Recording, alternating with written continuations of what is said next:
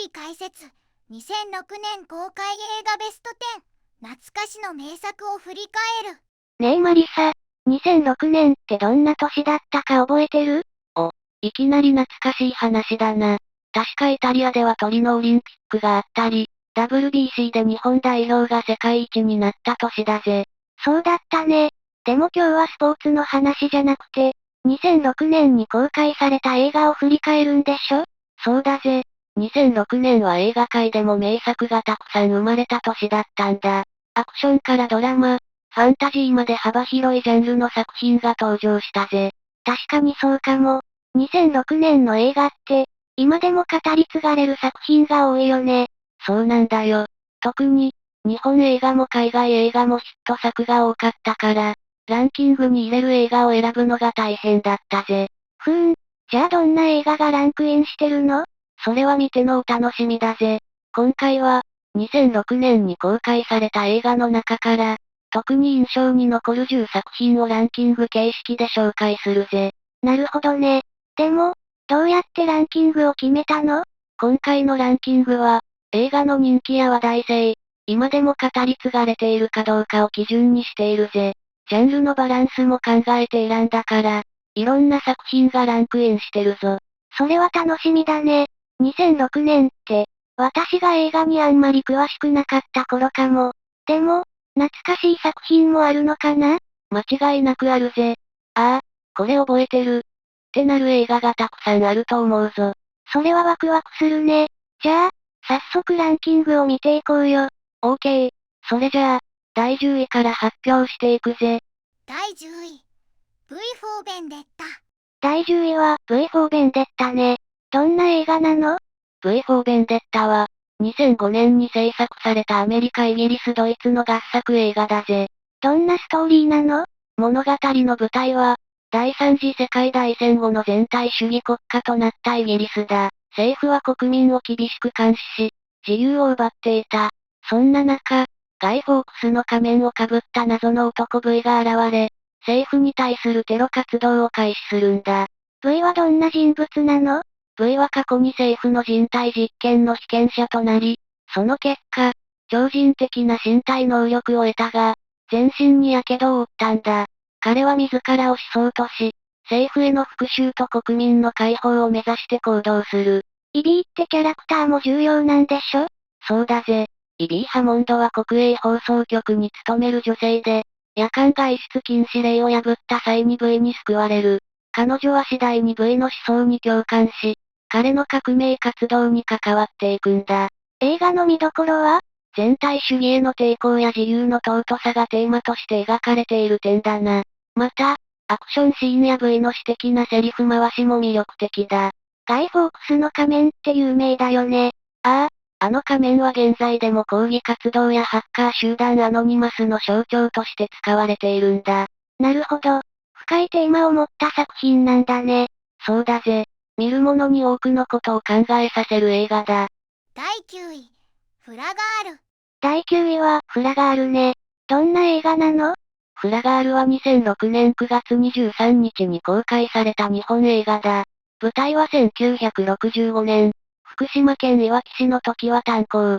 エネルギー源が石炭から石油へと移行する中、炭鉱の閉鎖が相次ぎ、地域経済は危機的状況に陥っていた。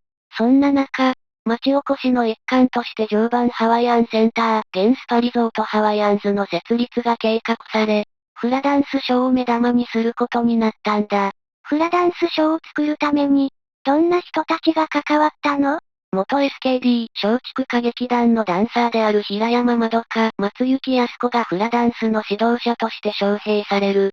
彼女の指導のもと、炭鉱夫の娘たちが未経験からフラガールを目指して奮闘する物語だ。具体的にはどんなキャラクターが登場するの？主なキャラクターとして、フラガールを目指すヒロインの谷川紀子、蒼井優、彼女の親友である木村早苗、徳永絵里、そしてフラガール仲間の熊野さゆり、山崎静代などがいる。炭鉱の閉鎖という逆境の中で、新たな道を切り開こうとする人々の情熱と絆が描かれている点だ。また、キャストたちが猛練習を重ねて挑んだフラダンスのパフォーマンスも圧巻だ。この映画はどんな評価を受けたの？第30回日本アカデミー賞最優秀作品賞を受賞するなど、多くの映画賞を受賞し、観客動員数は125万人、興行収入は14億円を記録した。なるほど。地域再生と人々の努力を描いた感動的な作品なんだね。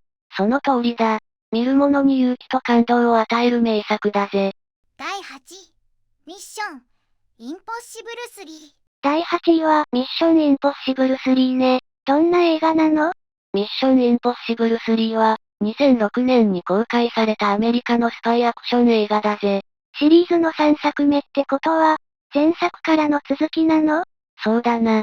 主人公のイーサン・ハントは、IMF 不可能作戦部隊のエージェントとして活躍してきたが、今作では現場を退き、教官として新人エージェントの育成に当たっているんだ。でも、また現場に戻ることになるの？ああ、彼の教え子であるリンジー・ファリスが任務中に敵に捕らえられたことを知り、救出作戦に乗り出すことになるんだ。今回はどんな敵が立ちはだかるの？凶悪な武器商人、オーウェン・デイビアンが敵として登場する。彼は非常で冷酷な性格で、イーサンや彼の仲間たちを追い詰めるんだ。イーサンの私生活にも影響が出るの？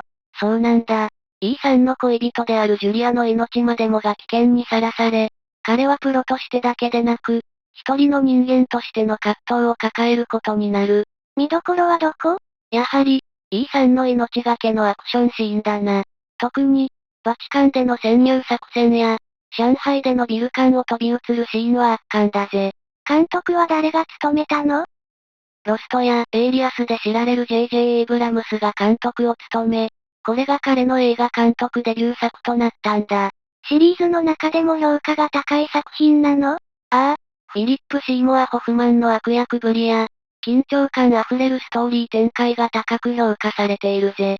なるほど。アクションだけでなく、ドラマ性も兼ね備えた作品なんだね。その通りだ。シリーズのファンはもちろん、初めて見る人にもおすすめの作品だぜ。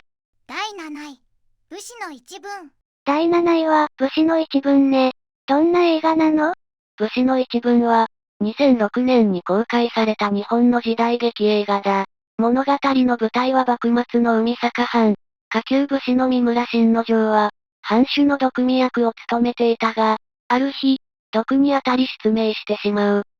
失明した後、どうなったの？視力を失った新之丞は、武士としての役目を果たせなくなり、生活に困窮する。そんな中、妻の佳代が番頭の島田東也から援助を申し出られるが、その代償として体をもてあそばれてしまう。新之丞はそのことを知ってどうしたの？妻の低層と自身の名誉を傷つけられた新之丞は、盲目の見ながらも剣術の修練を再開し、島田に果たし合いを挑むことを決意するんだ。盲目の武士が名誉を取り戻すために戦う姿や、夫婦の絆が丁寧に描かれている点だな。また、主演の木村拓哉が資格を失った武士を演じ、迫真の演技を見せていることも注目だ。山田洋次監督だ。彼の時代劇3部作の完結編として制作された作品なんだ。評価はどうだったの？興行収入は40億円を超え、松竹配給映画としての歴代最高記録を樹立したんだ。なるほど。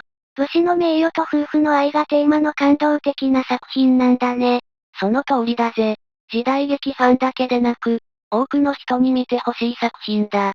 第6位、ダヴィンチ、コード。第6位は、ダヴィンチコードね。どんな映画なの？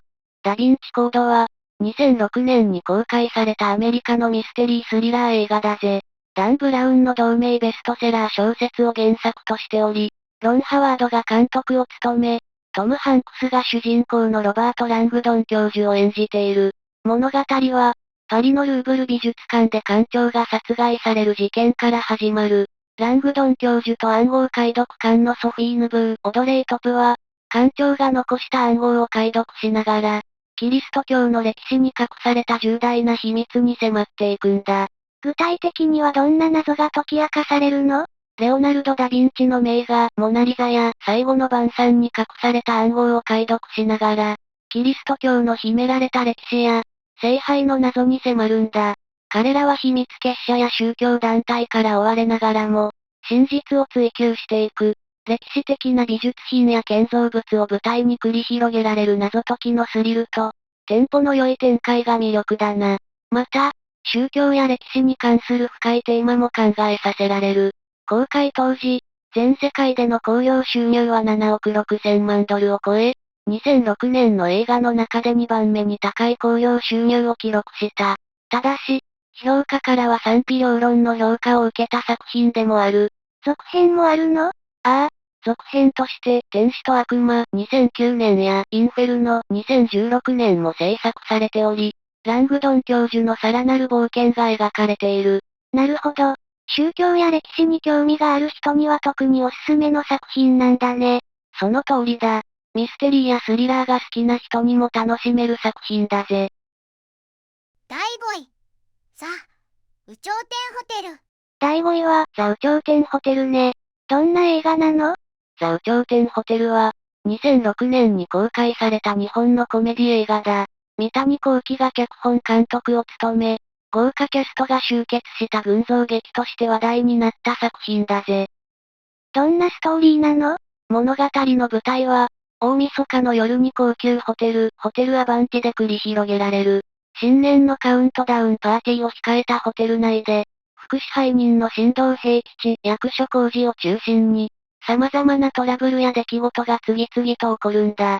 例えば、汚職事件で世間を騒がせた国会議員の武藤田勝利、佐藤浩一がホテルに潜伏していたり、ベルボーイの多田野健二、香取慎吾が歌手の夢を諦めて実家に帰ろうとしていたりと、個性豊かなキャラクターたちの人間模様が描かれている。他にはどんなキャラクターが登場するの？客室係の竹本花、松たか子、コールガールの陽子、篠原陽子、アシスタントマネージャーの矢部時子、戸田恵子、執行係の右近、小田切城など、多彩なキャラクターが登場する。彼らがそれぞれの事情を抱えながら、ホテル内で繰り広げるドタバタ劇が見どころだな。この映画の魅力は何かしら？三谷幸喜ならではのユーモア溢れる脚本と、豪華キャストの演技が魅力だ。また、ホテルという限られた空間での出来事をテンポよく描いており、観客を飽きさせない展開が続く。さらに、各キャラクターのエピソードが巧みに絡み合い、最後には全てが繋がる爽快感も味わえる作品だぜ。評価や興行成績はどうだったの？興行収入は約60.8億円を記録し、観客動員数は470万人を超える大ヒットとなった。また、第30回日本アカデミー賞では、作品賞や監督賞など主要部門にノミネートされるなど、高い評価を受けた作品だ。なるほど。豪華キャストと三谷幸喜の脚本が光る作品なのね。その通りだぜ。笑いと感動が詰まったエンターテインメント作品として、多くの人に愛されているんだ。第4位。007カジノロワイヤル。第4位は007カジノロワイヤルね。どんな映画なの？ 007カジノロワイヤルは、2006年に公開されたスパイアクション映画で、ジェームズ・ボンドシリーズの第21作目だぜ。この作品からダニエル・クレイグが6代目ボンドとして初登場し、シリーズのリブート作品としても注目を集めたんだ。ストーリーはどんな感じなの？物語は、ボンドが霊エージェントとしての地位を獲得するところから始まる。最初の任務でテロリストの資金源を追跡し、世界中を駆け巡るんだ。そして、モンテネグロのカジノロワイヤルで、テロ組織の資金調達者であるルシックル・マッツ・ミケルセンと高額ポーカーで対決することになるんだ。ポーカーのシーンが重要なのね。そうだぜ。このポーカー対決は、ボンドとルシックルの心理戦が見どころで、緊張感あふれるシーンなんだ。ちなみに、ダニエル・クレイグはポーカーの経験がほとんどなかったらしく、撮影前に特訓を受けたそうだ。他に注目すべき点はある？ボンドとベスパーリンド、エヴァグリーンとの関係性も見逃せない。彼女は財務省のエージェントで、ボンドの任務をサポートするんだが、二人の間に複雑な感情が芽生えるんだ。また、アクションシーンも迫力満点で、特に冒頭のパルクールを取り入れた追跡劇は圧巻だぜ。興行的にも成功を収め、全世界での興行収入は5億9400万ドルを超えたんだ。批評家からも高評価を受け、シリーズの新たな方向性を示した作品として評価されているぜ。なるほど。新しいボンド像を確立した作品なのね。その通りだぜ。ダニエル・クレイグのボンドは、これまでのボンド像とは一線を画し、より人間味あふれるキャラクターとして描かれているんだ。この作品を機に、シリーズは新たな展開を迎えることになったんだぜ。第3位、硫黄島からの手紙。第3位は、硫黄島からの手紙ね。どんな映画なの？硫黄島からの手紙は、2006年に公開されたアメリカの戦争映画だぜ。クリント・イーストウッドが監督を務め、第二次世界大戦中の硫黄島の戦いを日本軍の視点から描いているんだ。前編が日本語で制作され、渡辺謙や二宮和也などの日本人俳優が主要キャストを務めている。日本軍の視点で描かれているのは珍しいわね。どんなストーリーなの？物語は、硫黄島の防衛を任された栗林忠道中将渡辺謙と、彼の指揮下にある兵士たちの視点で進行する。栗林中将はアメリカでの駐在経験があり、独自の戦術で島の防衛を試みるんだ。一方、民間人から徴兵された西郷昇一等兵、二宮和也は、過酷な戦場で生き抜くために奮闘する。彼らの手紙や回想を通じて、戦争の悲惨さや兵士たちの人間ドラマが描かれているんだ。戦争の悲惨さを伝える作品なのね。どんな評価を受けたの？この映画は国内外で高い評価を受けたんだ。第79回アカデミー賞では、作品賞や監督賞など4部門にノミネートされ、音響編集賞を受賞した。また、第64回ゴールデングローブ賞では、外国語映画賞を受賞している。興行収入も全世界で約6800万ドルを記録し、商業的にも成功を収めたんだ。クリント・イーストウッド監督が日本語で映画を作るのは珍しいわね。そうだな。彼は同時期に父親たちの成長期という、アメリカ側の視点で硫黄島の戦いを描いた作品も制作している。二つの視点から同じ戦闘を描くことで、戦争の複雑さや悲劇性を浮き彫りにしているんだ。なるほど。戦争の裏側にある人間ドラマに焦点を当てた作品なのね。その通りだぜ。戦場での兵士たちの葛藤や家族への思いが丁寧に描かれていて、戦争の悲惨さと人間の強さを感じさせる作品だ。第2位、パイレーツ・オブ・カリビアン・デッドマンズ・チェスト。第2位は、パイレーツ・オブ・カリビアン・デッドマンズ・チェストね。どんな映画なの？パイレーツ・オブ・カリビアン・デッドマンズ・チェストは、2006年に公開されたアクションアドベンチャー映画だぜ。シリーズ第2作目で、ジョニー・デップ演じるジャック・スパロー船長が再び大海原を舞台に大冒険を繰り広げるんだ。物語は、ジャック・スパローが13年前に深海の悪霊デイビ・ジョーンズと交わした契約の期限が迫るところから始まるんだ。ジャックはブラックパール号の船長となる代わりに、ジョーンズの幽霊船フライングダッチマン号で永遠に労役に服すという契約をしていた。その地獄から逃れるため、ジャックはデイビ・ジョーンズの心臓が収められたデッドマンズチェストを探す旅に出るんだ。ウィルとエリザベスも登場するの？もちろんだぜ。ウィルとエリザベスは結婚式の直前に、ジャックの逃亡を助けた罪で捕らえられてしまう。二人を釈放する条件として、東インド貿易会社のベケット卿は、ジャックの持つ北を指さないコンパスを手に入れることをウィルに命じるんだ。こうして、ウィルもジャックを探す旅に出ることになる。デイビ・ジョーンズってどんなキャラクターなの？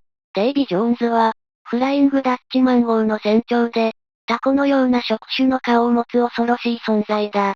彼と契約を交わした者は、100年間彼の船で労役に服さなければならない。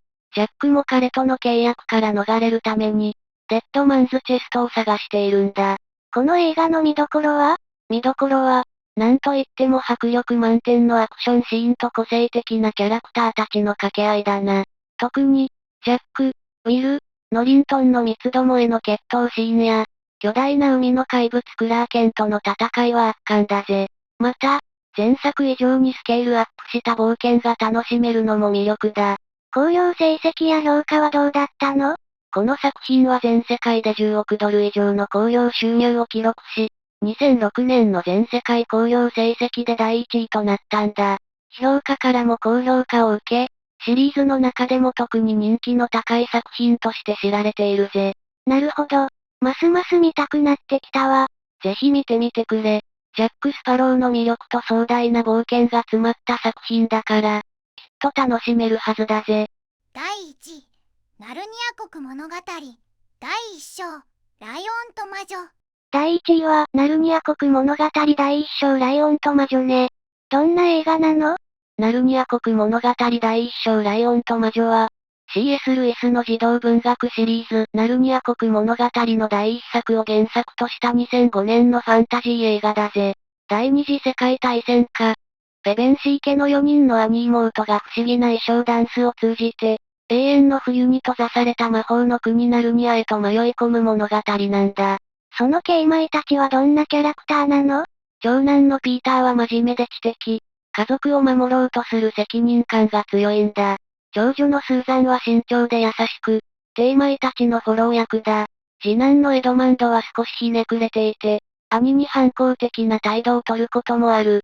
末っ子のルーシーは純粋で好奇心旺盛。他人への思いやりも深いんだ。ナルニアではどんな冒険が待っているの？ナルニアでは、白い魔女が国を支配し、永遠の冬が続いているんだ。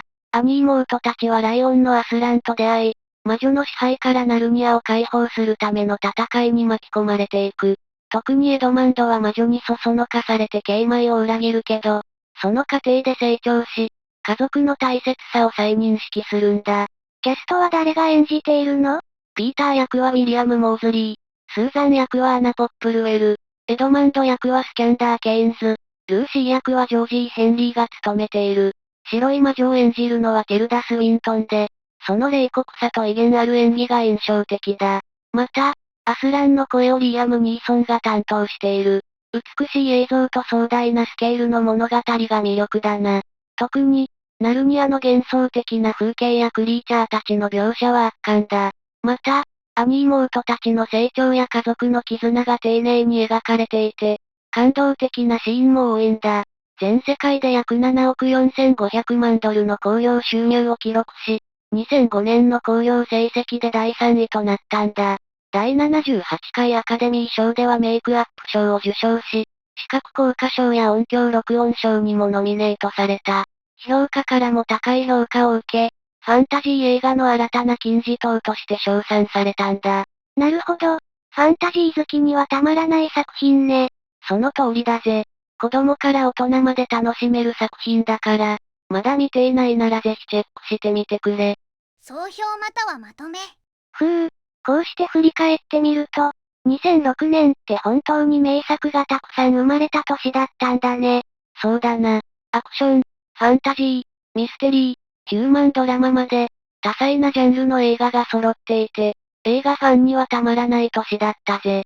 パイレーツ・オブ・カリビアンや007カジノ・ロワイヤルのような大ヒットアクションもあれば、フラガールや武士の一文みたいな感動作もあるし、どの作品も個性的だったね。そうそう。それに、硫黄島からの手紙やダヴィンチコードみたいに歴史やミステリー要素を取り入れた作品もあって、どの映画も一度は見ておく価値があるぜ。私、今回のランキングで改めて見たくなった作品がいくつかあるかも。それはいいことだぜ。映画は何度見ても新たな発見があるし、時代を超えて楽しめるものだからな。視聴者のみんなは、2006年の映画で特に印象に残っている作品ってあるのかな？ぜひコメントで教えてほしいぜ。それじゃあ、また次回のランキングで会おう。最後までご視聴いただきありがとうございました。これからも役立つ情報をお届けいたしますので、チャンネル登録と高評価をよろしくお願いします。コメント欄でご意見や質問もお待ちしています。それではまた次回お会いしましょう。バイバイ。今日も一日良い日で、またね。